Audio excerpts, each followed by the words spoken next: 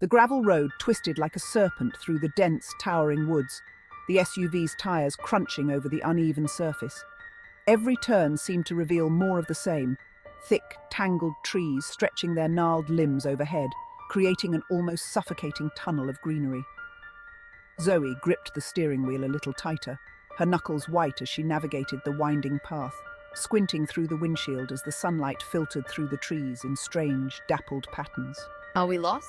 Taylor asked from the back seat, her tone a mix of impatience and playful exasperation. She was leaning forward, peering over Zoe's shoulder as if she could somehow will the house to appear in the distance. No, we're not lost. It's supposed to be remote, remember? I get remote, but this is ridiculous. I haven't had a signal for the last 30 minutes, and I'm pretty sure I just saw the same tree for the third time, Taylor grumbled, falling back into her seat with a dramatic sigh. Camille, sitting in the passenger seat, glanced up from her phone, her brow furrowed. Yeah, I'm starting to think we took a wrong turn too. This is a lot of forest. Relax, Zoe said, though the knot in her stomach told her she wasn't as confident as she sounded. It's just up ahead, we're almost...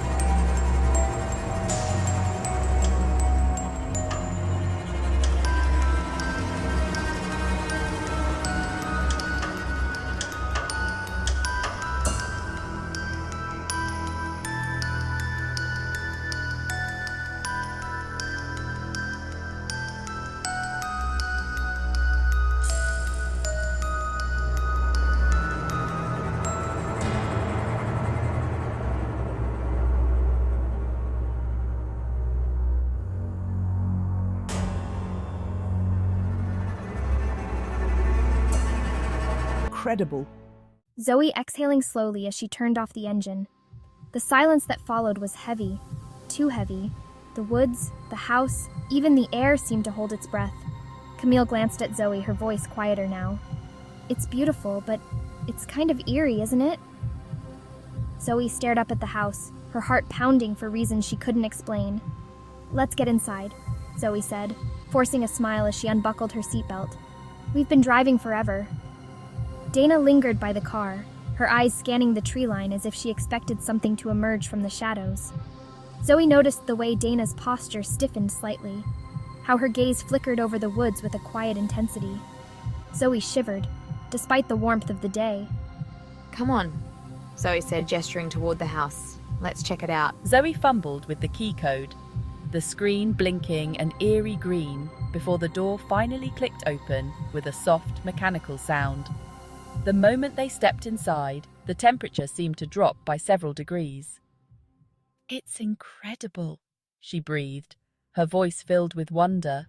"So spacious." The interior was as stunning as the outside. Cool, minimalist design, all smooth surfaces and sleek lines. Polished concrete floors stretched out beneath their feet, and the massive windows on the far wall revealed a panoramic view of the forest, the darkening trees casting long shadows that crept up toward the house. "Now, this is vacation," Taylor said, spinning around in the middle of the open living room. "This place is an influencer's dream. I'm going to get so many likes." Camille set her suitcase down near the sleek, modern staircase, her eyes drifting toward the windows. "It's gorgeous, but I don't know, it feels kind of cold, empty." Dana remained silent, her eyes trailing over the ceiling-high windows that looked out into the shadowy woods. She seemed almost wary. Zoe walked further into the house, her footsteps echoing unnervingly in the vast, open space. Okay, everyone, Zoe called, forcing cheerfulness into her voice. Let's unpack, freshen up, and meet back here for dinner. I'm cooking tonight. Taylor grinned. As long as you're not making that weird tofu stir-fry again, I'm down. Don't worry, it's pasta tonight, Zoe replied, but her eyes were still drawn to the windows. Outside, the sun was dipping lower, casting long fingers of shadow that seemed to crawl toward the house. The others scattered to their rooms, but Dana hesitated at the base of the stairs. She glanced at Zoe, her voice soft but measured. There's something about this place, Zoe. It feels wrong. Zoe frowned, caught off guard. Wrong how? Dana shook her head, her lips pressed into a thin line. I don't know, just be careful. Zoe opened her mouth to respond, but Dana turned and headed up the stairs before she could say anything. Zoe watched her go, the unease growing in her chest. But as the shadows outside lengthened and the house seemed to grow colder, she couldn't shake the feeling that Dana was right. Dinner that night was a tense affair. Camille pushed her food around her plate, barely touching it. I talked to James earlier, she said, breaking the silence. The kids are doing fine, but it's weird not being able to check in. Taylor snorted. You're addicted to those kids. It's like you can't go 5 minutes without worrying about them. Camille shot her a glare. It's called being a mother, Taylor. You wouldn't understand. And what's that supposed to mean? Taylor snapped, her usual playful tone taking on a hard edge. Ladies, let's not do this, Zoe said, trying to diffuse the situation. We're here to relax, remember? This house is weird, Dana said softly, almost to herself. Zoe looked up, surprised. Weird how? Dana's gaze didn't leave the window. It's too quiet, too still.